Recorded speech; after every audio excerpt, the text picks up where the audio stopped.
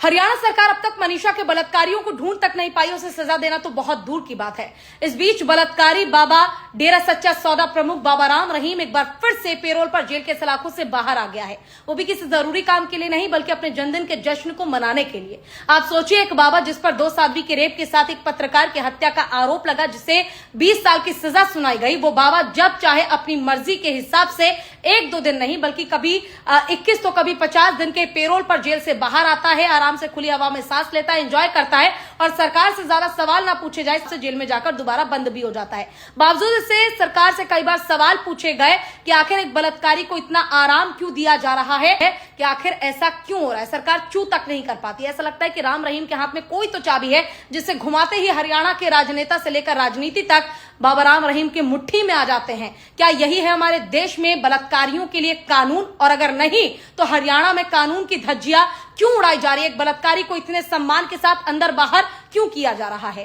4 अगस्त को राम रहीम को पेरोल दी गई थी। 15 अगस्त को राम रहीम ने बड़े आराम से धूमधाम के साथ आश्रम में अपने जन्मदिन का जश्न मनाया। यहां तक कि पूरे अगस्त महीने की छूट दी गई, क्योंकि राम रहीम का कहना है कि वो अपने जन्मदिन पर लोगों की सेवा करना चाहते हैं। और इतना ही नहीं, बल्कि इस बीच MSG नाम से एक ई-कॉमर्स वेबसाइट लॉन्च कर दिया, एक ऐप लॉन्च कर दिया, जिसके जरिए आरोपी राम रहीम देश विदेश में ऑर्गेनिक प्रोडक्ट भी बेचेगा जेल में रहते हुए। आप सोचिए कितना आराम है। और 14 सितंबर को फिर से जेल में जाकर बंद हो जाएगा, ताकि सरकार की ज्यादा फजीहत ना हो। अब तक लगभग 41 दिन का पेरोल मिला है। इस साल की अगर मैं बात करूं तो 91 दिन का पेरोल राम रहीम को अब तक मिल चुका है। और साल 2017 में राम रहीम को गिरफ्तार किया गया था। अब तक 14 बार राम रहीम 1-2 महीने के लिए और कई बार ज्यादा दिन के लिए पेरोल पर बाहर निकल चुका है। आपको याद होगा, साल 2017 में राम रहीम पर 2 साध्वी का रेप करने और कई लड़कियों के साथ अश्लील हरकत करने के आरोप में,